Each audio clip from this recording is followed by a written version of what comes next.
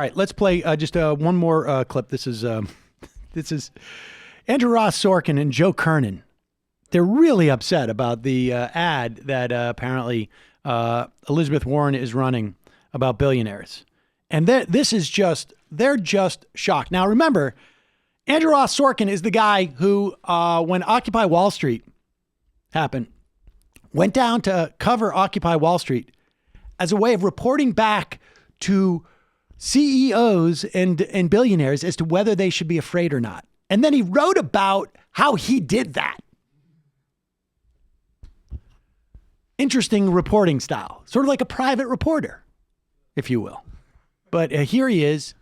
They're talking about Warren's ad that is running on CNBC, talking about billionaires. Look, to me at least, like Lee Cooperman actually wants somewhat relatively progressive tax policies. Right. Bill Gates wants very progressive tax policies. So the whole thing to me... Lloyd is I argue with him all the time. He's a total lefty, but 90% of the time, I mean, now they're eating their own. She's trying to make sure that none of them will speak out against her. This is what happens. I mean, this is involving us now. Somehow we're part of the story, so I don't really feel like... I would never talk about something that involved us, but I thought about it initially, and it was like, hey, if you want to reach billionaires, you advertise on CNBC. And then I thought, wait a minute, I don't know if I want those nasty people watching us. I don't want to take credit. So I don't know where to come down on any of this. But if you want the highest demo audience in TV, that's why that's why all these luxury goods makers advertise on CNBC. But you're not preaching to the choir. But you're not in your that class. Right, she is. But she's not in an echo chamber. She needs to go. She's doing it because of the echo chamber. I know. That gets picked up. She's going to get in the other echo chamber. I understand. Exactly. I agree. Here we are talking. But I do think that the shots that she's taking, for the most part, against these individuals, for the particular people she's chosen, I mean, that's the thing. I could make a list for her. Okay, this is sort of stunning. They're criticizing Warren for trying to appeal to the echo chamber by advertising outside of the echo chamber.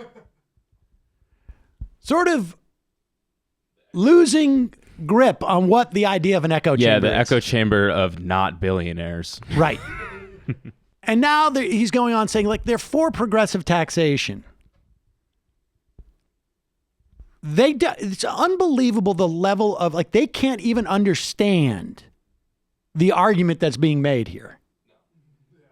Like these are professionals who can't even attempt to understand the argument that's being made here. It just seems completely mystifying to them. Continue. Just another second, right? I mean, that's the thing. I could make a list for her if she really wants. Right. She's of the bad billionaires, of the ones that greedy bad billionaires. Who? She's chosen very carefully anybody who's kind of said that which billionaires? Which billionaires are? Which ones are bad? Which ones don't give it away? Which ones are not philanthropic? Look, we've had, and Warren Buffett has a great line that he says, right by. I know. I used that the other day. Criticized by category, not by name. Right. Yeah. We've had all sorts of guests who've come here and have argued in favor of the carried interest. No, they do that for a reason, not just self-interest, some of them.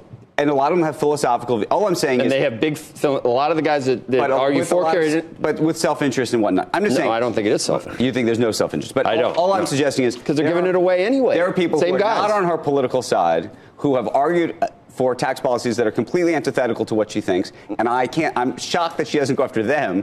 Instead, she goes after the people who actually probably are more closely aligned with her. But she's appealing. But these guys don't understand the basic concept of there's no way you can amass that kind of money in our society without A, having done stuff that is bad.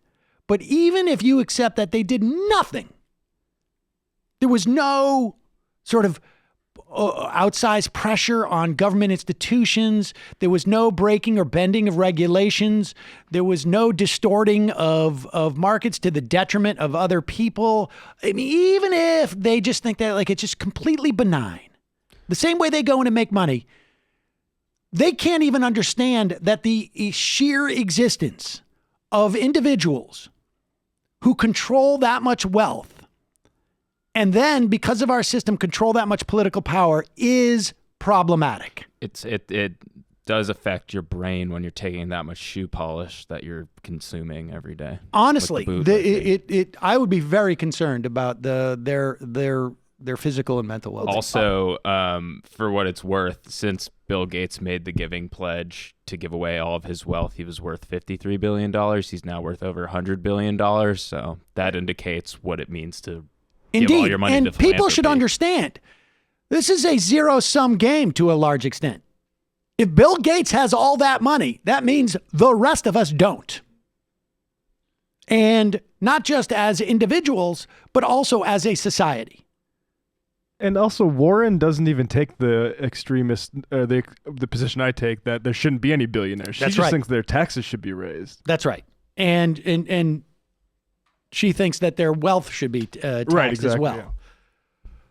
She will not go on record saying that we should basically make it impossible for someone to be there. Now, the effect of her wealth tax, if it got passed, I think over time would create that dynamic. But nevertheless,